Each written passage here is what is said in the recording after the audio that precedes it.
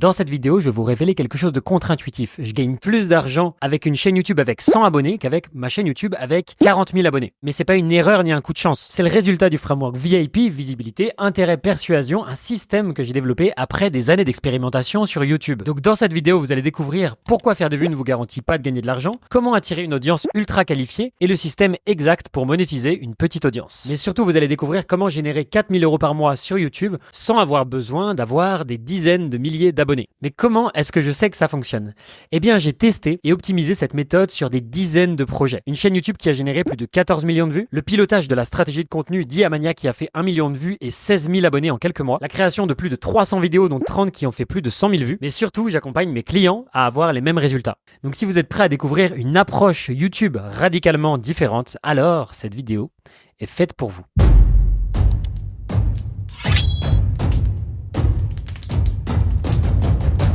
Bienvenue dans le module 4, le module qui s'appelle Trafic illimité. Dans ce module, vous allez découvrir comment envoyer du trafic vers votre communauté, comment générer des appels et comment avoir encore plus de monde qui vous suit. L'objectif, c'est pas d'obtenir plus de prospects, mais c'est d'obtenir plus de prospects qualifiés. Et donc dans cette vidéo, vous allez découvrir l'art de cultiver une audience qualifiée. C'est une petite introduction pour ce module où vous allez découvrir tous les éléments les plus importants et les piliers de base de cette méthode. Donc dans cette vidéo, vous allez découvrir comment transformer votre audience en une véritable communauté engagée, prête à acheter vos offres high ticket. Vous allez découvrir la méthode éprouvée pour vaincre la peur de la caméra, pourquoi faire des millions de vues ne garantit pas de revenus et comment vous concentrer sur l'audience qualifiée qui convertit, les erreurs courantes que j'ai commises en créant du contenu et comment les éviter pour ne pas perdre des mois, voire des années de travail. Et bien sûr, 3 stratégies simples pour créer du contenu qui éduquent vos prospects. Donc, si vous n'êtes pas encore abonné à la newsletter, je vous invite à vous rendre sur tonymarketing.fr/newsletter pour recevoir des mises à jour à propos de ce programme.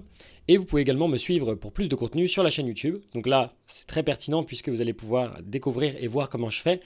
Tony Rouget, la chaîne YouTube, le podcast, le tunnel, le podcast et LinkedIn.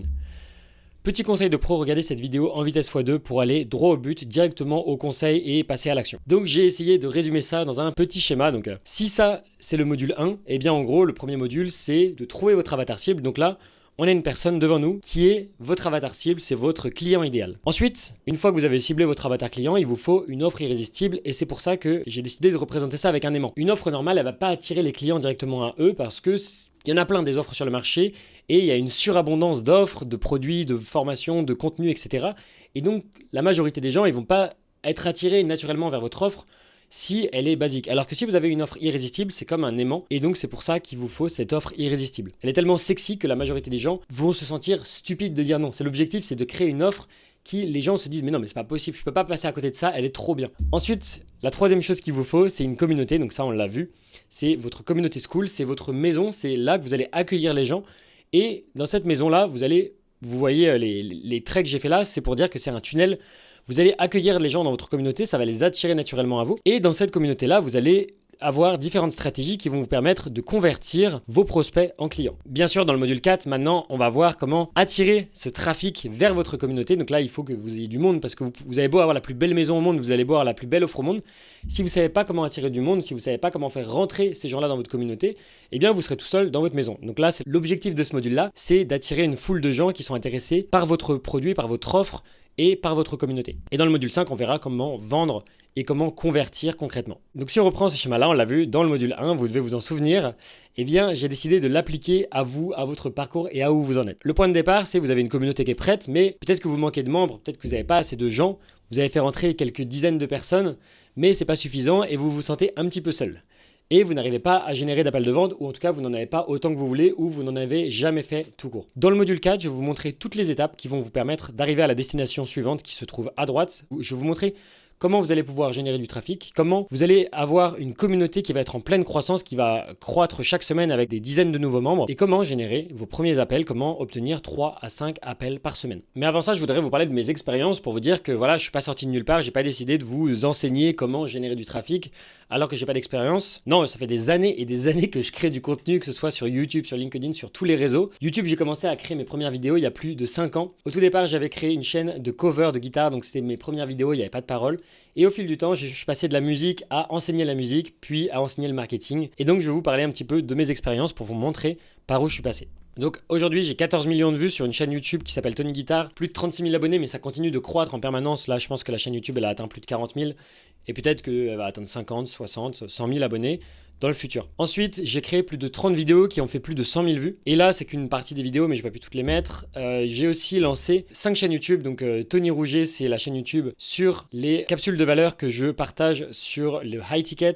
Il y a la chaîne YouTube en dessous, c'est mes covers de guitare. Il y a la chaîne YouTube Tony Guitare où c'est des cours de guitare. Il y a la chaîne YouTube Le Tunnel où c'est le podcast. Il y a la chaîne YouTube IA Mania que j'ai lancée en partenariat avec Marketing Mania. C'est la chaîne secondaire de Marketing Mania d'ailleurs. Et avec Stan Leloup. Donc on a fait pas mal de vidéos ensemble. Donc voilà, toutes ces chaînes YouTube là. Et j'en ai encore créé d'autres. Et j'ai accompagné plein de clients à faire croître leur chaîne YouTube, soit en partant de zéro, soit en partant d'un certain point, par exemple de 1000 à 10 000 abonnés. C'était tout simplement pour vous montrer que je sais de quoi je parle et que je l'ai fait auparavant. Ensuite, j'ai créé plus de 500 vidéos sur plein de thématiques différentes, que ce soit sur l'intelligence artificielle, sur la guitare, sur le marketing. Et j'ai également créé des posts LinkedIn qui ont généré des centaines de likes et de réactions. Donc je pourrais vous montrer comment faire des vidéos d'analyse. Par exemple, je l'ai fait avec Georges Brassens, des vidéos qui font plus de 80 000 vues. Je pourrais vous montrer comment faire des vidéos de défis. C'est un format qui cartonne en ce moment sur YouTube. Je pourrais vous montrer comment faire des vidéos courtes. J'ai fait des vidéos qui ont fait des millions de vues. Mais je ne vais pas vous montrer tout ça parce que vous n'avez pas de temps à perdre. Et j'ai expérimenté pour vous des milliers de choses au cours des dernières années. Et je vais vous donner juste la crème de la crème. Je ne vais pas vous montrer comment faire des TikTok virales parce qu'en fait, on s'en fout pour vendre du high ticket. C'est pas ça qui est important. L'important, c'est pas de faire des vues. Je vais vous expliquer pourquoi. Je vais vous donner uniquement ce qui va vous apporter des résultats le plus rapidement possible pour vendre votre offre high ticket. Mais quand est-ce que c'est le bon moment pour commencer à créer du contenu? Et ça, c'est une très bonne question si vous vous la posez. Eh bien, vous devez impérativement avoir validé la demande dans votre niche. Vous devez avoir créé votre offre avant de commencer à créer du contenu. Vous devez au moins avoir une idée générale de l'offre que vous allez vendre. Vous devez avoir créé votre communauté pour envoyer du trafic dessus, avec le framework VIP que vous commencez à connaître et qu'on va revoir dans cette vidéo-là. Si vous n'avez pas créé votre communauté et que vous commencez à générer beaucoup de trafic, c'est comme emmener des centaines de clients vers une page de vente et vous dire « désolé, j'ai rien à vendre ». Ça serait vraiment dommage. Donc vous devez avoir votre offre et vous devez savoir où les envoyer. Et donc, vous devez savoir à qui vous vous adressez avant ça. Donc, c'est pour ça qu'il y a un ordre logique. Il vous faut une niche, il vous faut une offre et il vous faut une communauté qui va vous permettre ensuite de convertir. Donc, vous avez besoin de ces prérequis-là avant de commencer à créer et à générer du trafic. Sinon, vous risquez de perdre des mois, voire des années de travail et des milliers d'euros. Et moi-même, je suis passé par là, je sais de quoi je parle parce que j'ai perdu des années de travail avant de comprendre tout ça. Et donc, tout ce que je vous donne là, c'est pas juste un hasard, ça arrive comme ça sur un plateau. Hop, je l'ai inventé du jour au lendemain. C'est basé sur mes expériences et les expériences de mes clients. Et sur tous les clients avec qui j'ai travaillé, donc il y a des centaines de personnes avec qui j'ai travaillé, j'ai pu voir qu'ils sont pris la tête dans le mur. Et quand j'ai travaillé avec Marketing Mania, j'ai vu des centaines et des centaines de clients. Et ils me disaient, oui, j'ai créé des formations, j'arrive pas à les vendre, je comprends pas. Bah oui, parce que soit ils n'avaient pas défini une niche, soit ils n'avaient pas créé une offre irrésistible, soit ils n'avaient pas de communauté. Et donc c'est bien beau d'avoir des centaines de milliers de vues, mais si on ne sait pas vers où on veut aller, ça sert à rien. Et donc par exemple, une de mes erreurs avec Tony Guitare, c'est que ma niche elle n'était pas exactement précise. Je vous en ai déjà parlé, mais quand j'ai lancé Tony Guitare au début, je m'adressais à des guitaristes, je me suis dit tiens, ça va être une super bonne idée, je vais leur parler de guitare rap. Pourquoi? Parce que je suis passionné de guitare et je suis passionné de rap. Et quand j'avais commencé à faire des recherches sur internet de tablature de guitare rap, j'en trouvais pas. Et donc je me suis dit que ça serait une bonne idée de créer des tutos et du contenu sur la guitare rap. Malheureusement, il y avait personne qui faisait ça. Donc c'était une super idée dans ma tête, mais ça n'avait pas été validé par le marché. Et donc j'ai commencé à créer du contenu. Certes, ma chaîne YouTube, elle a fait des millions de vues. Donc je voyais ma chaîne qui grossissait. Je l'ai montée jusqu'à 6000 abonnés en organique uniquement avec la guitare rap, jusqu'à ce que je me rende compte qu'en fait j'avais ciblé un problème que les gens n'avaient pas besoin de résoudre. Et donc le problème, ça venait de ma niche. J'avais ciblé le mauvais problème. Après j'ai fait un pivot, j'ai réussi à changer de cible et ça a fonctionné beaucoup mieux. Mais tout ça pour dire que oui, on peut faire des erreurs, que oui, on peut se planter et que oui, on peut avoir des milliers et des millions de vues et ne pas gagner d'argent. Mais il faut que vous compreniez bien l'importance de créer du contenu. Le véritable objectif de la création de contenu, c'est pas de faire des vues, c'est pas d'être célèbre, mais c'est d'obtenir des appels de vente. Il faut savoir pourquoi est-ce que vous êtes optimisé. Est-ce que vous êtes optimisé pour être célèbre ou est-ce que vous êtes optimisé pour gagner de l'argent? Et c'est pas du tout le même type d'optimisation que vous allez faire dans vos vidéos. Ceux qui vous disent de faire des vidéos virales, ceux qui vous disent de faire des vidéos d'analyse, des vidéos défis, etc., eh bien, ils sont optimisés pour faire des vues. Mais moi, je vais vous montrer dans ce module-là exactement la méthode que j'utilise et que j'utilise pour mes clients pour obtenir des appels de vente. Et c'est la seule chose qui compte. Parce que obtenir des appels de vente, c'est ça qui va vous permettre de comprendre vos clients et c'est ça qui va vous permettre de closer vos clients et de vendre vos produits. Donc, c'est très simple. Peu importe les stratégies que vous allez utiliser, que ce soit dans le module 4 avec la création de contenu ou dans le module 5 avec la prospection, tout ce que vous faites doit rediriger vers un appel de vente. Votre communauté Skool, elle fait partie de votre stratégie et donc parfois vous allez créer du contenu sur YouTube qui va renvoyer vers Skool, certes, mais ensuite Skool va renvoyer vers des appels de vente. Donc ça c'est très bien parce que ça permet de faire comme un incubateur de clients qui va permettre de convertir vos clients vers vos appels de vente et donc de les éduquer sur leurs problèmes. Mais vous pouvez également faire des vidéos YouTube qui vont directement ramener vers des appels de vente. Donc c'est bien d'avoir les deux stratégies parce que si les gens ne réservent pas un appel directement, ils peuvent toujours aller dans votre communauté et ensuite vous allez les convertir plus tard. C'est pour ça que c'est extrêmement important d'avoir une communauté school gratuite. Et donc toutes les autres stratégies, tout ça, à la fin, soit ça ramène vers votre school, soit ça ramène vers votre appel. Vous avez vu, il y a un anneau tout autour. Ça veut dire que toutes les stratégies entre elles sont connectées, mais à la fin, ça fait comme un typhon et ça ramène vers les appels. Donc laissez-moi vous parler du nouveau paradigme. Il y a une méthode avant qui a été utilisée, qui est utilisée encore par certains concurrents, mais qui est dépassée. Et donc le nouveau paradigme, je vais vous en parler. Donc avant, l'objectif, c'était de faire le maximum de vues. Et ça fonctionne bien pour les créateurs de contenu, pour les youtubeurs. Si vous vous considérez vraiment comme un youtubeur et pas comme un entrepreneur, vous pouvez faire des vues, c'est très bien, mais nous, ce qu'on veut, c'est pas de faire des vues, c'est d'aller augmenter les conversions. Le deuxième point, c'est le CTA s'abonner. Avant, on disait oui, abonnez-vous ici, cliquez sur le lien. Maintenant, le CTA, ça va être de rejoindre votre communauté ou de prendre un appel. Et la troisième chose, c'était, avant, on voulait faire des vidéos de divertissement et maintenant, ce qu'il faut faire, c'est d'éduquer vos prospects à votre thématique et à leurs problèmes. Et donc, on va rentrer dans chacun de ces 3 points de manière très détaillée. Donc, faire des vues. Donc, on passe de faire des vues à augmenter vos conversions. Parce que les gourous du marketing, ils vous disent de faire des vues pour gagner de l'argent. Et j'ai moi-même écouté ces conseils quand j'ai débuté. Je me disais, il fallait que je fasse des millions de vues. Mais je me suis planté, comme je vous ai expliqué. J'ai eu tort de les écouter parce que ces méthodes-là ne fonctionnent pas. Et parce que, comme je voyais leurs chaînes YouTube qui avaient des centaines de millions de vues, je me disais qu'ils faisaient probablement des centaines de milliers d'euros. Ce qui est totalement faux parce que je peux vous dire que je connais plein de créateurs, plein de créateurs qui font beaucoup de vues mais qui gagnent rien du tout à côté. Et d'un autre côté, je connais plein d'entrepreneurs qui ont des chaînes YouTube qui ont entre 100 et 2000 abonnés et qui se font des couilles en or, donc ça n'a rien à voir. Il faut savoir que les vues et les revenus sont complètement décorrélés. C'est pas parce que vous faites 1 million de vues que vous gagnez 1 million d'euros. La vue et l'argent sont complètement décorrélés. Donc vous pouvez très bien gagner votre vie avec moins de 1000 abonnés et justement c'est ce qu'on va voir dans ce module-là. Votre objectif n'est donc pas d'avoir une audience, mais d'avoir une audience qualifiée. Parce que vous pouvez avoir 1 million de personnes sur votre chaîne YouTube. Par exemple, Squeezie, il a plus de 10 ou 20 millions d'abonnés. Eh bien, peut-être qu'il a une énorme audience, mais combien sont qualifiés pour acheter des produits derrière? Probablement très peu parce qu'il fait des vidéos de divertissement. Par exemple, Tony Guitar sans système de conversion avec 30 000 abonnés, ça génère très peu de revenus. Et quand j'ai mis en place ce système de conversion derrière et que j'étais plus optimisé pour des vues mais optimisé pour des conversions, eh bien je pouvais gagner beaucoup plus. De l'autre côté, la chaîne YouTube Tony Marketing, au début avec moins de 1000 abonnés, je pouvais vivre très confortablement. Aujourd'hui, au moment où je vous parle, ma chaîne YouTube, elle a à peine 100 abonnés et pourtant elle me permet de générer des appels de vente très régulièrement et de vivre très confortablement de ce business-là. Donc voici quelques exemples supplémentaires pour appuyer mes propos. J'ai interviewé Paolo Z et Emilio Abril et donc vous pouvez écouter ces 2 épisodes de podcast qui sont très intéressants. Et dans les 2 épisodes, les 2 créateurs expliquent qu'ils en ont payé les conséquences. Et donc Emilio Abril disait qu'avec les shorts, il a triplé ses abonnés mais que ça a quasiment pas changé son chiffre d'affaires. Et de l'autre côté, on a Paolo Z qui avait une chaîne YouTube avec 1000 abonnés sur le coréen qui lui permettait de bien vivre. Mais quand il a lancé sa chaîne YouTube avec 70 000 abonnés, ça lui rapportait rien du tout. Et donc ça, c'est vraiment des mots qu'ils emploient et qu'ils expliquent dans leur vidéo. D'ailleurs, la vidéo s'appelle « Les vues ne servent à rien ». Donc je vous invite à les écouter pour en savoir plus. Donc là, c'est un tableau qui est très intéressant, qui est privé. Personne ne l'a jamais montré sur Internet puisque je l'ai récupéré dans une conférence d'entrepreneurs. J'ai pris une photo et je vous la mets là. Donc ce sont des statistiques que vous pouvez voir nulle part ailleurs. Ici, on peut voir le nom des créateurs sur YouTube. Ici, on peut voir leur nombre d'abonnés. Ici, on peut voir dans cette colonne-là le nombre de revenus total pour 1000 vues. Ici, c'est leur revenu mensuel, le type de produit qu'ils vendent dans la colonne E, le nombre de vues par mois, le type de contenu. Est-ce que c'est du contenu pour le mass market ou est-ce que c'est du contenu de niche? Ce qu'il faut savoir, c'est qu'on est sur des chiffres très élevés. Là, on est sur des millions ou des centaines de milliers d'euros. Mais ça permet quand même de voir quelque chose de très intéressant. Il y a une sorte de pattern qui se dessine sous nos yeux. C'est qu'on peut voir que c'est pas parce que la personne elle a beaucoup d'abonnés qu'elle va gagner plus d'argent. Donc par exemple ici Graham Stéphane il a 5 millions d'abonnés et il a un produit qui est à 497 euros. Donc c'est un produit qui est en low ticket, c'est vraiment pas cher, c'est la moitié de 1000 euros. Et donc avec 5 millions d'abonnés on pourrait se dire mais il va gagner des millions et des millions d'euros. Et non, il génère 1 million d'euros par mois, donc ce qui est déjà très correct.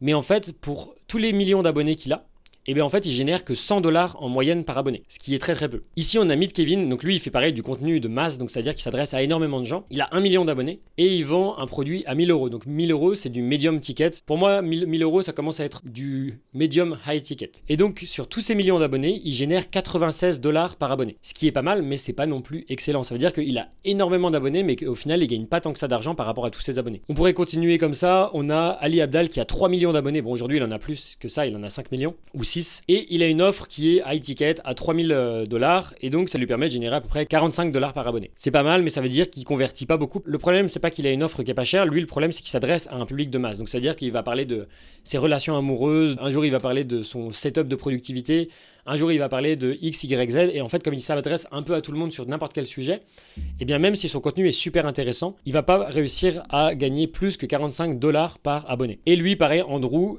il a 2 millions d'abonnés, il gagne 28 $ par abonné. Et donc ce qui est intéressant, c'est que les 4 duos, ils sont dans le mass market, c'est-à-dire qu'ils s'adressent à énormément de gens. Donc là on peut voir qu'ils font 20 millions de vues par mois, 10 millions de vues par mois, 5 millions et 8 millions de vues par mois, ce qui est énorme. Maintenant les 4 suivants, ce sont des créateurs qui ciblent du contenu de niche, donc ils font beaucoup moins de vues. Donc là, lui il fait 113 000 vues par mois, lui il fait 118 000 vues par mois, 164 000 vues par mois. Ce qui est pas mal, mais comparé aux 20 millions de vues, c'est ridicule à côté. Ce qui est marrant, c'est qu'ils font beaucoup moins de vues, mais à côté, ils ont des offres qui sont beaucoup plus chères. Charlie Morgan, il a 25 000 abonnés. Il vend une offre qui a 12 000 € et il génère environ 7 000 € par 1000 vues, ce qui est 70 fois plus élevé que Stéphane Graham, qui a pourtant plus de 100 fois le nombre d'abonnés. Ici, on a Serge Gattari, qui a 15 000 abonnés, et qui a une offre qui a environ 10 000 $, et il génère seulement 118 000 vues par mois, et pourtant tous les 1000 vues, il génère 5 000 $. Donc ça, c'est super intéressant parce qu'on se rend compte qu'il a beau avoir très peu d'abonnés, et bien comme il a une offre qui est très chère, il génère beaucoup plus de revenus par 1000 vues si on compare par rapport aux gros youtubeurs juste au-dessus. Pareil pour Boyd Levis, il a environ 100 000 abonnés, il a une offre qui est à 17 000 $ et il génère environ 9 000 $ pour les 1000 vues. Et ici on a Make Money Matt, 200 000 abonnés. Il a une offre qui est dans Medium Ticket, donc à peu près à 1000 $ et il génère 200 $ par abonné. Donc ça c'est très parlant, on voit exactement comment ils font pour gagner de l'argent. Et là ce qui est intéressant, c'est que Nomad Capitalist, lui il a tout compris, il a 1 million d'abonnés, il a une offre super high ticket à 25 000 € et à 75 000 € et il s'adresse à du mass market. Donc lui, il a des bons chiffres, mais le problème, c'est que comme il s'adresse à du mass market, eh bien, il va très peu convertir et donc il va générer environ 500 $ pour 1000 vues. Donc voilà, ce tableau-là, il est très intéressant. Vous pouvez l'analyser encore plus en profondeur. Vous pouvez regarder chaque détail. Mais tout ça pour dire que de manière générale, ceux qui gagnent le plus d'argent, c'est pas ceux qui s'adressent au maximum de gens. On peut voir que ceux qui s'adresse à un public de niche, il gagne beaucoup plus pour les 1000 vues. Et ensuite, le deuxième facteur qui est important de noter dans ce tableau-là, c'est que ceux qui ont des offres les plus chères sont ceux qui gagnent le plus d'argent, ce qui est assez logique. Et donc, plus vous allez pouvoir augmenter vos tarifs, plus vous allez pouvoir taper dans les 2, 3, 5 000, 10 000 €, plus vous allez pouvoir gagner d'argent avec moins d'abonnés. Ce qui peut sembler bien sûr contre-intuitif dans un premier temps, mais une fois que vous en avez pris conscience, eh bien vous allez chercher à vous nicher encore plus et vous allez chercher à augmenter vos prix encore plus. Donc le deuxième point, c'est de passer du CTA s'abonner au CTA rejoindre votre communauté ou prendre un appel. Parce que YouTube ne met plus en avant les chaînes avec beaucoup d'abonnés. Et c'est une opportunité pour vous et pour les petites chaînes YouTube. Le seul avantage des abonnés, c'est que ça vous donne de la preuve sociale et vous pouvez dire ouais, j'ai fait 50, 100 000 abonnés et ça peut permettre d'apporter une certaine forme de preuve, mais en soi, ça ne change rien du tout pour convertir. Donc votre appel à l'action, soit il doit envoyer vers votre communauté, soit il doit envoyer directement vers un appel de vente. Donc prenons quelques petits exemples. Vous pouvez voir là que j'ai juste scrollé sur YouTube et je me suis rendu compte que Briac, il a 123 vues et on me propose sa chaîne YouTube, alors qu'à côté, c'est des vidéos qui font 800, 900 000 vues ou 3 millions de vues. Et donc ce mec-là, je le connais ni d'Ève ni d'Adam et on me le propose sur ma page d'accueil et je pourrais très bien cliquer sur lui. Donc comme quoi vos vidéos sont placées à côté de celles des gros youtubeurs. Donc vous pouvez faire le test également, vous pouvez aller vous rendre sur YouTube maintenant, regardez juste sur la page d'accueil, vous allez voir des toutes petites chaînes YouTube qui sont placées à côté de très grosses chaînes YouTube. Ensuite, je vous invite à passer du divertissement à éduquer vos prospects à votre thématique. La vieille méthode, c'était de faire entrer un maximum de monde à l'entrée du tunnel. On se dit, ouais, on va faire entrer plein de gens là. Et ensuite, ce qui est bien, c'est qu'on va pouvoir ensuite les sélectionner et réduire le funnel au fur et à mesure. Et il a été prouvé que tout ça, c'est faux. Tous les vues ne se valent pas. Si vous faites entrer 1 million de personnes non qualifiées, ce sera juste 1 million de touristes qui ne seront pas et qui ne seront jamais intéressés par votre offre. Ça va diluer le nombre de personnes qui vont être intéressées par votre offre. Ça va être encore plus difficile de trouver des clients intéressés. Les gens qui regardent du divertissement, ils veulent juste plus de divertissement. Et les gens qui veulent plus de contenu éducatif veulent simplement plus de contenu éducatif. Donc l'important, c'est de créer du contenu pour avoir un impact sur les bonnes personnes. Donc la nouvelle méthode, c'est pas de créer du divertissement, mais au lieu de ça, vous devez créer du contenu éducatif uniquement. Vous avez peut-être moins de prospects, mais à la fin, ils seront beaucoup plus qualifiés. Pour preuve, je voudrais vous donner un post de Alex Hormozy qui est très intéressant et il disait qu'il était passé des vidéos putaclic au contenu éducationnel pour convertir vers son offre. Donc ça, c'est une annonce qu'il avait fait donc au moment de ce screenshot, c'était il y a 5 mois, mais maintenant il y a eu du temps qui s'est passé. Mais bref, avant Alex Hormozy, il parlait de ses relations, il parlait de son couple, il parlait de faire du sport, il parlait de comment cuisiner des plats hyper protéinés. Ces vidéos étaient peut-être très intéressantes, mais ça attirait pas des personnes qui étaient qualifiées pour aller vers son offre payante. Et donc il a fait une annonce et donc je vais vous traduire et vous dire exactement ce qu'il a dit. Il a dit: j'ai créé plus de 35 000 pièces de contenu au cours des 3 dernières années et je vais faire un gros changement. Donc voici le message. Bonjour à tous, j'ai une annonce importante à vous faire. Après avoir produit plus de 35 000 contenus ces 3 dernières années, j'ai décidé d'apporter quelques changements majeurs à mon approche. Désormais, je vais me concentrer exclusivement sur le contenu destiné aux entrepreneurs et aux chefs d'entreprise. Fini les sujets généralistes. Je vais également simplifier ma production en privilégiant des vidéos moins retouchées et plus authentiques. Enfin, j'opterai pour des formats plus longs, permettant d'approfondir les sujets. Si vous êtes entrepreneur, je vous invite à jeter un œil à mes 5 dernières vidéos YouTube. Elles illustrent parfaitement ma nouvelle approche. Du contenu brut axé sur la valeur ajoutée. J'espère que ce nouveau format vous plaira autant que j'aime le produire. Ma mission reste inchangée, rendre l'éducation entrepreneuriale accessible à tous. Ces derniers mois, j'ai expérimenté avec des contenus plus variés, pensant que cela attirerait davantage de personnes vers mes contenus business. Malheureusement, ce ne fut pas le cas. J'ai réalisé que les personnes intéressées par les relations cherchaient du contenu sur les relations, celles intéressées par le fitness voulaient du contenu fitness et ainsi de suite. Bien que cette période m'ait apporté plus de vues et d'abonnés que jamais, je m'éloignais de mon objectif initial, c'est pourquoi j'ai décidé de recentrer mon contenu. Voilà ce à quoi vous pouvez vous attendre à l'avenir. Des contenus plus longs et approfondis, un focus sur les concepts business, moins d'effets spéciaux et de montage, moins de sujets généralistes, fini le fitness et les relations, plus de conférences et d'ateliers.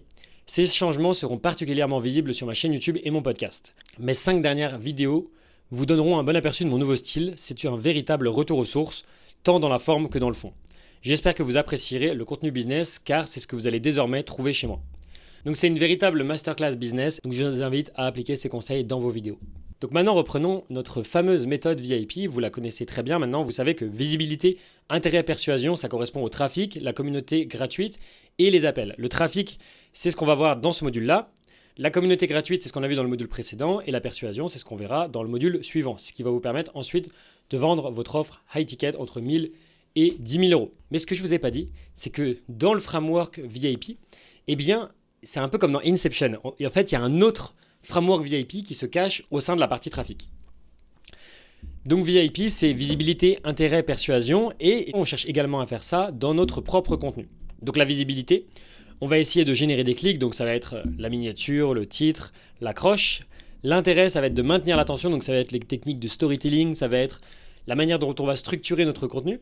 Et la persuasion, ça va être l'appel à l'action, qu'est-ce qu'on doit faire ensuite. Et justement, on va reconduire vers notre communauté gratuite et vers les appels. Donc vous avez vu, on a un framework VIP qui est imbriqué au sein de la méthode VIP initiale. Donc on pourrait encore aller comme ça, encore plus en profondeur. Mais ce qui est intéressant, c'est qu'il y a un framework VIP dans la partie trafic, il y a un framework VIP dans la partie communauté gratuite et pareil dans l'appel. Donc en fait, à chaque fois, on peut zoomer de plus en plus comme ça et retrouver un framework VIP. Et donc bien sûr, dans ce module-là, on va zoomer sur ces différentes parties pour que vous compreniez bien comment ça fonctionne. Donc la première chose que vous pourriez vous dire, c'est personne ne va regarder mon contenu. Et comme dirait Gary Vaynerchuk, l'objectif c'est pas de faire beaucoup de bruit, mais c'est de parler aux bonnes personnes. Donc on cherche pas à faire des millions de vues, on s'en fout. Personne ne va regarder votre contenu, si les personnes qui seront qualifiées, elles vont trouver votre contenu et je vais vous montrer comment vous allez faire dans ce module-là. La bonne nouvelle, c'est que si vous faites peu de vues, de toute façon, si vous commencez, eh bien, personne ne verra vos mauvaises vidéos. Et au début, quoi qu'il en soit, vous ne serez pas bon. C'est normal, quand on commence, il faut de la pratique. On n'est pas aussi bon que ce qu'on souhaiterait l'être. Mais grâce au fait que vous allez sortir des vidéos, vous allez en sortir 1, 2, 10, 20, 50, 100, 500. Et au fil du temps, vous allez vous améliorer. Vous allez être de plus en plus à l'aise devant la caméra. Au début, moi, je ne faisais pas le malin. Je n'étais pas comme ça à vous parler en étant super à l'aise devant la caméra. Je zozotais.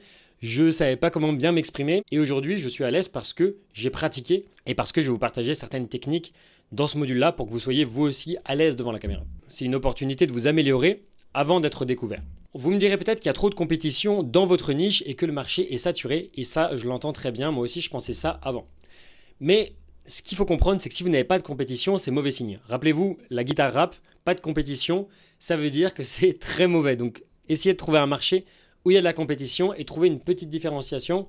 Par exemple, si vous avez un business high ticket pour créer des pulls en laine d'alpaga sur mesure, peut-être que vous vous dites il n'y a aucune concurrence dans ma niche et donc je vais pouvoir me démarquer, c'est génial.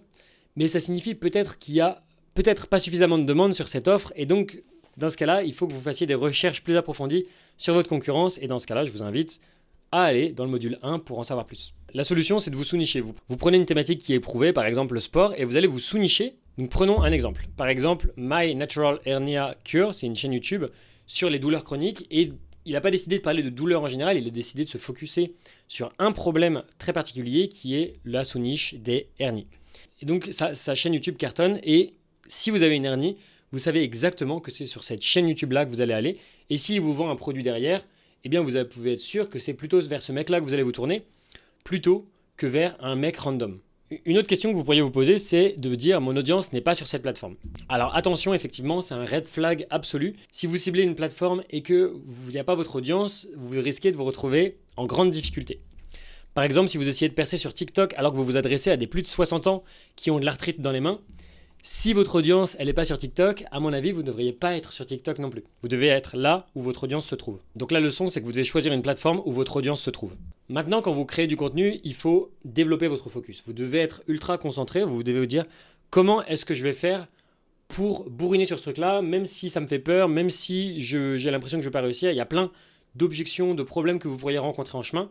Et la seule manière de réussir pour créer du contenu, c'est de vous dire, ok, je vais me focuser comme un laser sur ce problème-là et je vais bourriner pour créer du contenu. Chaque semaine, je vais créer une vidéo et chaque jour, je vais créer un post au format texte.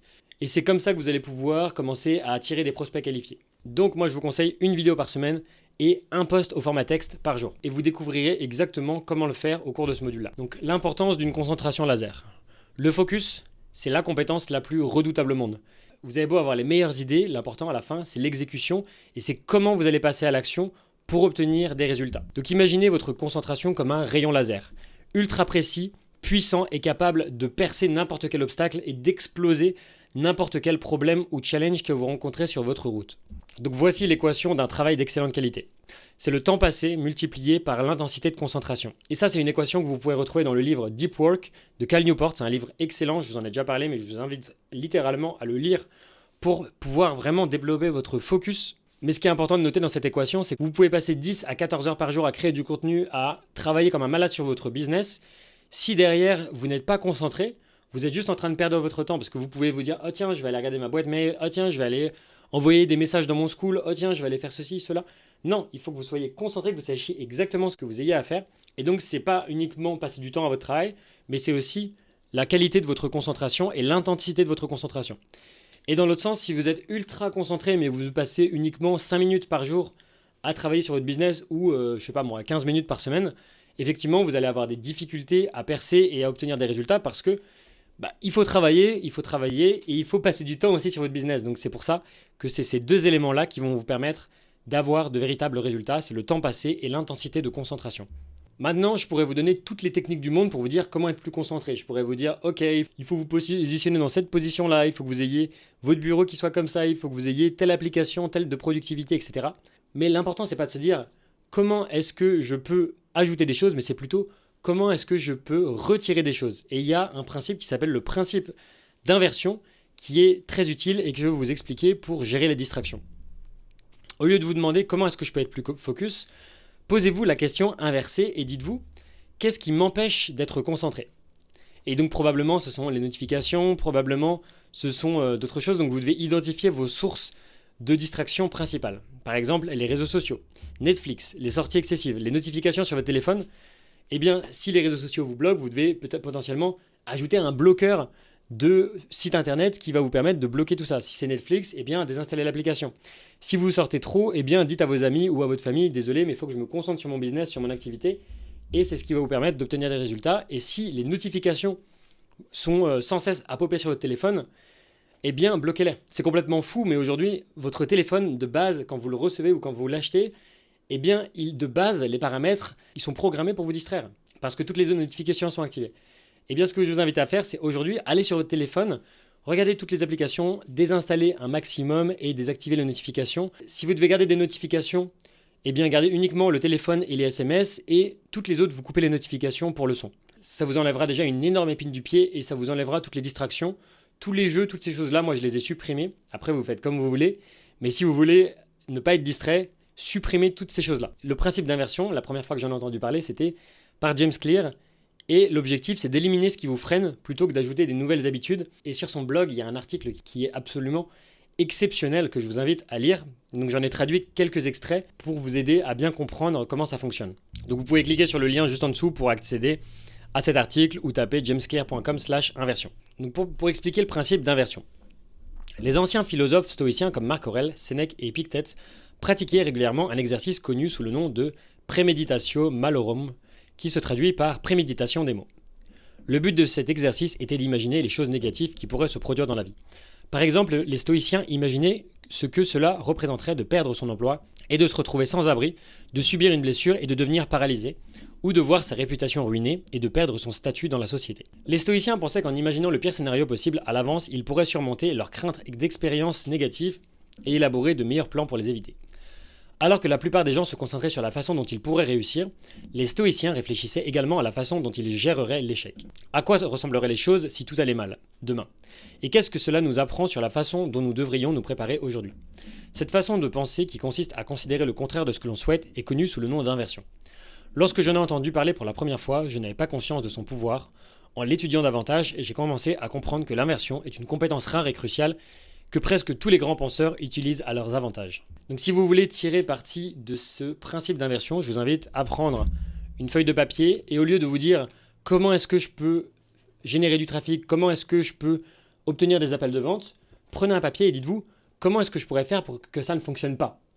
Ça peut sembler contre-intuitif encore une fois, mais c'est ça qui est vraiment puissant. Vous pourriez dire ok, qu'est-ce qui pourrait m'empêcher de générer des appels de vente? Eh bien c'est je n'ai pas assez de trafic, je n'ai pas assez de personnes dans ma communauté. Faites la liste et du coup, posez-vous la question, qu'est-ce qui m'empêcherait d'avoir des gens dans ma communauté? Eh bien, c'est ne pas créer de contenu. Et qu'est-ce qui pourrait m'empêcher de créer du contenu? Eh bien, c'est de ne pas passer à l'action, de ne pas savoir comment créer ou d'avoir peur de la caméra. Bref, ça vous permet de creuser en profondeur et de comprendre les causes et les raisons pour lesquelles vous n'arrivez pas à obtenir des résultats. Et donc d'éliminer ça avant même que le problème se pose. Ensuite, j'aimerais vous aider à maîtriser vos pensées pour mieux vous concentrer. Il y a des études de l'Université de Californie qui ont montré qu'après une interruption, il faut en moyenne 23 minutes pour retrouver un niveau de concentration optimal. Selon des études en neurosciences, les notifications égale stress égale sentiment de perte de contrôle. Donc voici quelques stratégies pour éliminer les distractions. Désactiver les notifications, utiliser des applications de blocage telles que Cold Turkey et OneFocus et créer un environnement de travail parfait pour votre focus. Maintenant, je vais vous donner 3 stratégies de création de contenu pour vous aider. La première, ça va être de prioriser le fond sur la forme. Le principe clé, c'est que le fond est plus important que la forme. Avant, on essayait d'en mettre plein la vue. Maintenant, ce que j'essaye, c'est de mettre l'accent sur le message. Je ne veux pas passer des centaines d'heures à faire un montage de malade. Maintenant, je veux vraiment juste que le message il soit ultra travaillé, qu'il soit percutant. Et moi, je suis quelqu'un de très visuel. Donc pour moi, c'était un peu difficile parce que je me disais, je vais mettre des pop, des machins, des sous-titres. Je vais faire en sorte que ça soit super joli. Mais en fait, ce qui fait vraiment convertir, c'est pas les visuels, c'est le message et ce que vous allez dire dans le fond. Ça peut être un peu compliqué au début pour des gens comme moi qui sont visuels, mais en fait, comme toutes les compétences au monde, ça s'apprend et justement, on va voir comment vous pouvez le faire. Le montage est surcoté, il faut simplement utiliser les bons mots. Et lorsque je fais des vidéos qui sont là pour impressionner avec un gros montage, au final, je n'arrive pas à atteindre mes clients cibles parce que ça attire les mauvaises personnes. Il y en a qui veulent juste qu'on leur... Comme si on prenait des clés, qu'on les secouait comme ça devant vos yeux, on vous dit « Allez, regarde là, regarde là !» Regarde là, en fait, on essaye juste de vous distraire et effectivement, c'est cool, vous distrayez les gens, c'est super, vous faites des vues, vous faites des millions de vues. La majorité des gens qui regardent ce genre de vidéos, ils ont besoin de plus de ce genre de vidéos, mais au moment où ils doivent apprendre quelque chose, passer à l'action ou faire appel à vous pour un service ou un coaching, il n'y a plus personne en fait, parce que eux, ils veulent juste de la distraction, mais ils sont pas là pour passer à l'action. Alors que quand je prends le temps de rédiger un script ou une outline solide avec un montage qui est très minimaliste, j'attire les bonnes personnes parce que effectivement, c'est une vidéo qui est pas sexy. Je vous parle pendant des 10 minutes. Il n'y a pas de slide, il n'y a pas de truc, c'est pas genre hyper animé ou quoi que ce soit. C'est un peu chiant, c'est un peu terne, c'est un peu morne. Mais à la fin, eh bien, je sais que les personnes qui regardent mes vidéos, c'est des personnes qui sont intelligentes, qui sont sophistiquées comme vous qui êtes en train de regarder cette vidéo-là. Et je ne cherche pas à attirer des gens qui ont une capacité d'attention d'un poisson rouge, je cherche à attirer des gens intelligents et c'est pour ça que je crée une vidéo qui va attirer les bonnes personnes que je cherche à cibler. Celles qui ont assez de concentration et d'intérêt pour regarder une vidéo de 10 minutes sans montage. La stratégie numéro 2 qui est très intéressante, c'est de remplacer des effets visuels par des datas à l'écran. Au lieu de chercher à mettre des explosions, des slides, des machins, etc., vous allez vous dire comment est-ce que je peux rajouter des datas, des informations qui vont être utiles pour mon prospect. Donc le principe clé, c'est que les effets vidéo sont inutiles et il faut montrer de la data. Les effets vidéo sont bien pour divertir, mais ils n'apportent pas de valeur à vos prospects. Les datas, par contre, permettent d'apporter des preuves et des informations intéressantes. Au lieu de rajouter des pop-up, des machins et tout ça, vous allez rajouter un tableau ou une étude qui va compléter en fait ce que vous dites ou qui va vous permettre d'apporter des informations pertinentes à votre audience. Si vous décidez de rajouter des slides, par exemple. Donc là, par exemple, à gauche, je m'étais fait chier à faire un montage où on voyait ma tête qui était lumineuse avec des cheveux comme ça et tout ça. Donc j'avais fait des effets là sur TikTok. Ensuite, j'avais importé la vidéo, c'était super galère.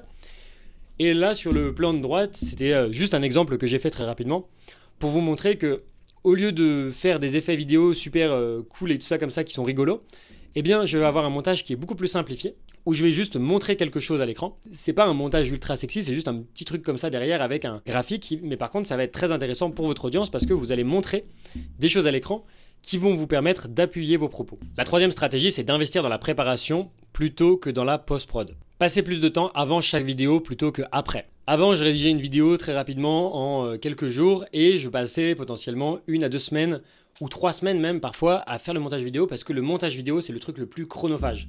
Le montage vidéo, ça vous fait perdre énormément de temps si vous cherchez à convertir vos clients à étiquette parce que vous allez passer des heures et des heures et des heures à faire du montage, mais c'est pas ça qui va vous rapprocher de vos résultats. À chaque fois que vous cherchez à faire une action, vous devez vous poser la question: est-ce que ce que je suis en train de faire me rapproche de mon objectif, ou est-ce que ça m'en éloigne, ou est-ce que c'est neutre? Et donc, faire du montage vidéo, c'est neutre. Ça va pas vous en éloigner, ou potentiellement ça peut vous en éloigner parce que vous attirez les mauvaises personnes, alors que travailler le fond au lieu de la forme, ça va vous rapprocher de vos objectifs. Donc, sachant que vous ne pouvez pas tout faire en même temps, vous devez choisir en priorité ce qui vous rapproche le plus de votre objectif, et c'est de rédiger des contenus qui convertissent. Au lieu de faire 1 semaine de montage et 1 jour de recherche, vous faites 1 semaine de recherche et 1 jour de montage. Donc le principe, c'est que 1 gramme de travail en amont, ça équivaut à 1 kg de valeur en sortie. C'est comme un effet de levier. Plus vous allez rajouter de la force d'un côté, plus vous allez pouvoir soulever haut le poids de l'autre côté, comme un effet de levier, et c'est très très puissant.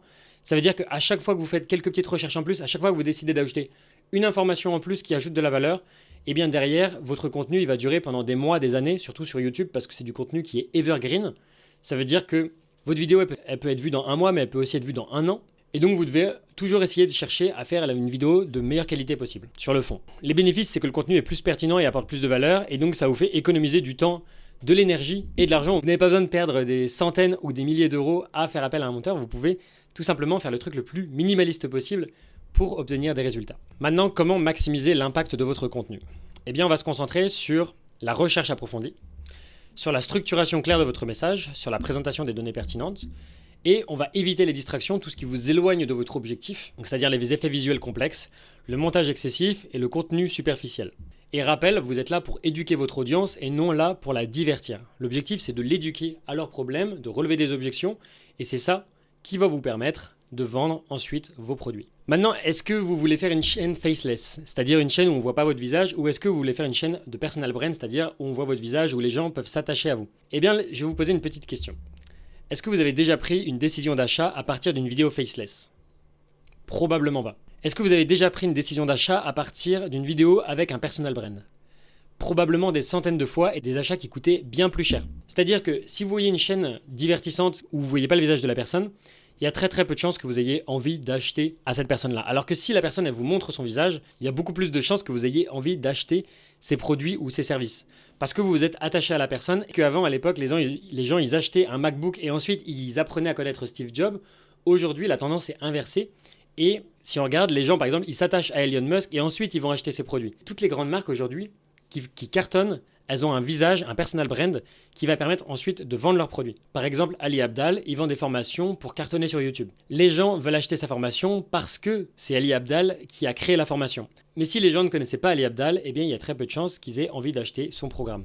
Donc les chaînes faceless peuvent faire uniquement de l'argent avec du AdSense, c'est-à-dire la monétisation sur YouTube ou la monétisation sur les différentes plateformes, sauf exception bien sûr. Donc maintenant que vous savez que vous devez créer du contenu et de montrer votre visage, je peux comprendre que ça puisse faire peur de montrer sa tête à la caméra, et donc je vais vous donner quelques astuces pour surmonter la peur de la caméra. Donc 5 méthodes pour être à l'aise devant la caméra. Parlez à son micro comme si c'était un ami, focalisez sur votre audience, pas sur vous-même, préparez votre vidéo en amont, entraînez votre esprit avec votre déclaration d'ancrage et la technique du post-it. Et on va zoomer sur chacun de ces 5 points. La première méthode, c'est parler à votre micro comme si c'était un ami. Et bien imaginez que c'est votre meilleur pote. Vous vous dites, bon bah c'est rien, c'est juste un micro, je suis super content de te parler, ça fait plaisir, et donc posez-vous ces questions-là. Pour qui elle est cette vidéo? Est-ce que c'est pour un téléphone qui est juste en face de moi, ou est-ce que c'est pour une audience derrière que j'ai véritablement envie d'aider? Et donc vous pouvez vous projeter et vous dire, qui est derrière cette caméra? Pour qui elle est cette vidéo? Une petite astuce, moi qui fonctionnait pour moi, c'était de vous adresser à votre moi du passé. Vous pouvez vous dire, ok, quelles astuces est-ce que j'aurais aimé savoir il y a 5 ans? Qu'est-ce que vous auriez aimé savoir il y a 3 ans? Donc voici un exemple de rush où je me reprends à de nombreuses reprises avant de réussir la prise de la caméra. Cette approche m'a permis, cette approche m'a permis de générer plus de 4000. Cette approche m'a permis de générer 4000. Cette approche m'a permis. Attends, je vérifie. Donc vous voyez, je ne suis pas parfait du tout, je fais plein d'erreurs, plein de reprises. Là, même cette vidéo-là que vous êtes en train de regarder, ce programme-là, il y a quelques petits bugs qui sont coupés, et justement pour que ça soit plus fluide pour vous, pour l'expérience de visionnage. Mais en réalité, j'ai plein de bugs, je fais que de me planter en permanence et je suis pas du tout parfait. Donc faut pas imaginer que derrière la caméra, je me suis entraîné pendant des dizaines d'années et je suis ultra parfait. Pas du tout. Moi aussi, aujourd'hui, je continue de me planter. Et heureusement, il y a un monteur derrière qui va juste cutter rapidement les petits bugs vocaux, ou parfois c'est moi, mais c'est un montage qui est très minimaliste, il n'y a pas besoin d'en faire des tonnes, juste couper là où vous vous plantez, là où vous vous reprenez, pour que ce soit fluide. Le deuxième conseil, c'est de vous focaliser sur votre audience et non pas sur vous-même. Ne vous concentrez pas sur vos propres imperfections, mais sur la manière dont vous pouvez aider et inspirer votre public. Car ça rend l'exercice de prise de parole beaucoup plus naturel et beaucoup moins intimidant. Donc encore une fois, au lieu de vous poser la question, au lieu de vous dire putain là je suis tout seul devant ma caméra, j'ai l'air ridicule, est-ce que quand vous parlez à un ami, vous êtes en train de vous poser la question est-ce que je m'exprime bien, est-ce que je parle bien? Si vous êtes en train de vous concentrer sur la personne qui est en face de vous, en tout cas qui est derrière cette lentille, qui est derrière cette caméra, ça sera beaucoup plus facile de vous exprimer parce qu'au lieu de vous concentrer sur vous et de vous dire putain est-ce que je suis en train de bien parler, vous êtes en train de penser à la personne qui est là en face de vous, en tout cas qui est de manière imaginative derrière cette caméra et ça va vous aider à mieux vous exprimer. Ensuite, vous pouvez écrire une vidéo mot pour mot, mais la vidéo elle devient moins authentique. Donc on va voir dans quel cas est-ce qu'on peut écrire avec un script et dans quel cas on peut écrire sans script. Mais il y a un véritable dilemme entre les deux. Donc imaginez que vous êtes en train de discuter avec une vraie personne, ça vous aidera littéralement à vous relaxer.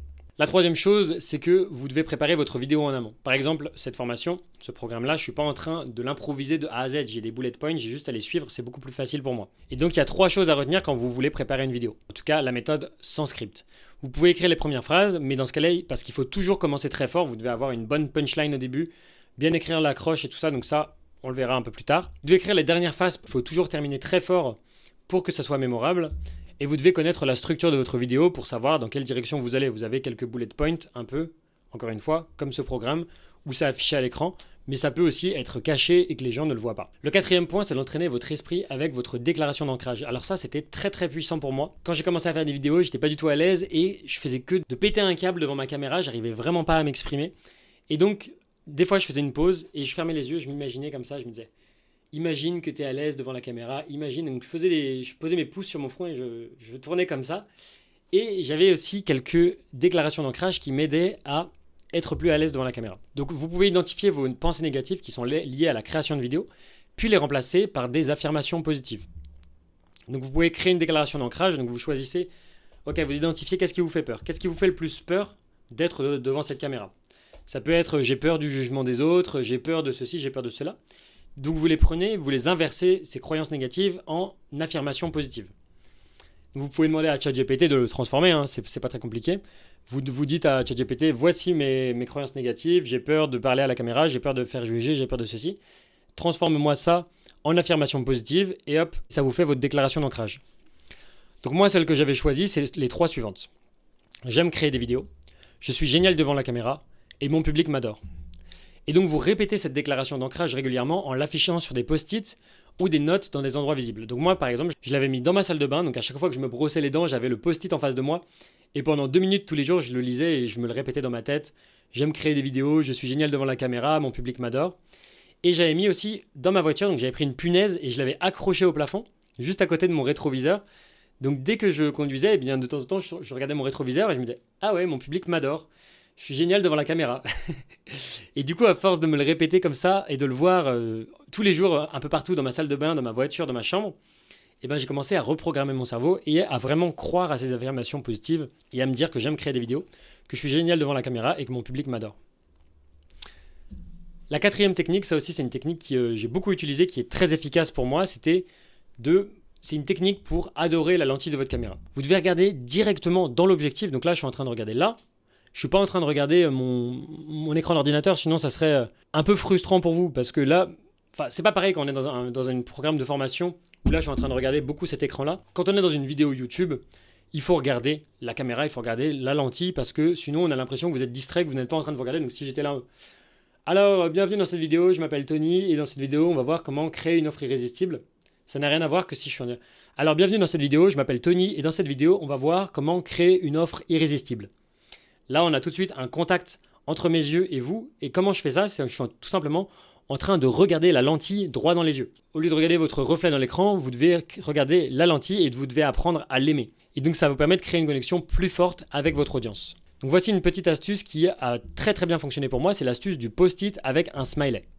Vous placez un post-it avec un trou au centre et un smiley autour de l'objectif et vous le collez sur votre caméra. Ça vous rappelle de sourire et ça vous rappelle de vous concentrer sur la caméra. Donc il y a une petite alternative que j'avais testée, j'ai testé plein de choses, c'est de prendre une photo d'une personne que vous aimez, que vous appréciez, vous l'imprimez et vous mettez cette photo-là sur votre caméra. Donc moi, c'était une de mes meilleures amies, j'avais imprimé sa photo en grand et c'était pour ma caméra, donc c'est un gros trou, donc j'avais fait un trou sur la photo et je l'avais emboîté sur ma caméra. Et donc à chaque fois que je parlais à ma caméra, j'avais l'impression de parler à ma meilleure amie. Ce qui peut aider évidemment. Donc voilà à quoi ça ressemble. Si vous le faites avec un post-it, ça fonctionne très bien également. Par exemple, sur un iPhone, vous pourriez faire ce petit symbole de smiley et coller le post-it directement sur votre caméra. Ça vous aidera à avoir un sourire plus naturel et d'avoir un contact visuel direct avec votre audience. Maintenant, je termine avec quelques petites astuces de monétisation. Je voudrais vous donner des petites astuces qui sont très importantes. C'est plein de petites choses de manière diverse et variée, mais qui sont importantes à noter quand même. Vendre en B2B ou à une audience sophistiquée, c'est supérieur au fait de vendre en B2C si vous voulez gagner de l'argent. Si vous ne détestez pas l'argent, eh bien, je vous invite plutôt à vendre en B2B, c'est-à-dire une audience qui est intéressée par le business ou une audience sophistiquée. Parce que si vous vendez à du B2C, peut-être que vous pourrez gagner de l'argent, mais ça sera beaucoup plus difficile de vendre une offre high ticket. Ça dépend à quelle audience vous vous adressez, encore une fois. De toute façon, vous pouvez en parler avec votre coach pour vérifier, donc tout ça, ça a été validé dans le module 1, mais c'est quand même important de le noter que ça sera beaucoup plus facile pour vous de gagner de l'argent et d'être très à l'aise financièrement si vous vendez à ce type d'audience. Par exemple à des entrepreneurs, à des entreprises, etc. Ensuite, le positionnement d'expert est supérieur au positionnement d'apprenti ou d'enthousiaste. Encore une fois, on parle d'un positionnement qui est optimisé pour gagner plus d'argent. Si vous vous positionnez comme un expert en parlant du fait que oui, je suis la personne qui va vous guider pour obtenir tel résultat. Même si vous êtes en train d'apprendre, vous n'êtes pas obligé de le dire à votre audience ou vous pouvez en parler, mais de manière un peu subtile. Si vous êtes en train d'apprendre à créer des sites internet et que vous voulez vendre une offre high ticket pour aider des personnes à avoir un site internet, ça va être un peu difficile de le vendre si vous êtes en train de dire moi je suis en train d'apprendre à le faire moi-même. Donc peut-être que vous êtes en train d'apprendre à le faire vous-même, mais vous n'êtes pas obligé de le dire.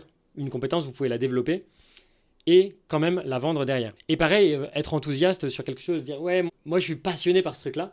Effectivement, c'est bien d'être passionné, mais si vous dites je suis un expert de cette thématique-là, ça sera beaucoup plus facile pour vendre. Alors effectivement, ça peut très bien cartonner en termes de vues. Par exemple, j'avais vu une chaîne YouTube, c'était j'ai appris la guitare en 365 jours. Certes, c'est très intéressant. Et certes, la chaîne cartonnait parce que les gens ils peuvent s'identifier à la personne, mais ça peut être difficile pour vendre une offre high ticket derrière. Le troisième point important à noter, on l'a déjà vu, c'est le style minimaliste est supérieur au montage optimisé pour la rétention parce que vous attirez les bonnes personnes.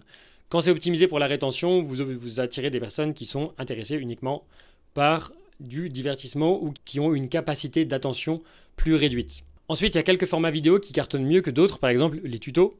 Les études de cas ou les interviews, ça c'est vraiment optimisé pour le high ticket ou pour vendre et gagner plus d'argent. Alors qu'il y a d'autres types de formats comme les challenges, les clips musicaux, les réactions, les vidéos shorts, les vidéos courtes, etc. C'est sympa, ça fait des vues, mais ça permet pas de gagner de l'argent. Pourtant, je l'ai fait et je pourrais vous en parler pendant des heures, mais je vous en parle pas parce que je veux juste vous donner l'essentiel. Vraiment, j'ai fait des shorts qui ont fait des millions de vues, je pourrais vous donner la recette parfaite pour faire des millions de vues. Mais vraiment, je ne vous en parle pas. En tout cas, je ne vous en parle pas dans le programme principal parce que je ne veux pas vous faire perdre de temps, je veux juste vous donner ce qui va vous permettre de gagner de l'argent et de vendre votre offre. Et pareil, les challenges, on m'a déjà demandé plein de fois, mais comment est-ce que tu faisais des challenges sur Yamania, c'était trop cool, c'est divertissant, etc. Je pourrais vous en parler, je pourrais vous donner ma méthode, mais je ne vous en parle pas parce que j'ai pas envie de vous faire perdre de temps. On est là pour gagner de l'argent, on est là pour obtenir des résultats en 90 jours. Si je vous donnais toutes les choses que je connaissais, ce serait un programme infini qui durerait pendant 365 jours avec des centaines et des centaines d'heures de vidéos. Et moi, j'ai pas envie de vous faire perdre du temps, j'ai envie d'aller droit au but vers les choses les plus importantes. Et une petite citation de Seth Godin qui dit « Le marketing, c'est dire aux gens ce que vous avez à leur offrir. Le contenu, c'est leur montrer que vous comprenez leurs besoins. » Donc il vous faut les deux. Il faut que vous créez du contenu qui montre à votre audience cible que vous comprenez très bien leurs besoins. Et vous allez le faire grâce aux capsules de valeur qu'on verra dans une vidéo plus tard dans ce module-là. Maintenant, j'ai deux choses importantes pour vous. Première chose, si vous voulez qu'on analyse ensemble votre situation et qu'on voit ensemble comment on peut mettre en place une stratégie personnalisée pour vous aider à attirer du trafic qualifié, alors j'offre quelques sessions de coaching gratuites chaque semaine. Donc vous pouvez cliquer sur le lien sous cette vidéo pour réserver simplement un appel et on pourra voir exactement comment adapter cette méthode à votre situation. Deuxième chose, et c'est très important, avoir du trafic, c'est bien, mais sans communauté pour la convertir, c'est comme remplir un seau percé. C'est pourquoi je vous invite à regarder cette vidéo où je vous montre exactement comment créer une communauté qui convertit. Merci d'avoir regardé cette vidéo, c'était Tony. Ciao!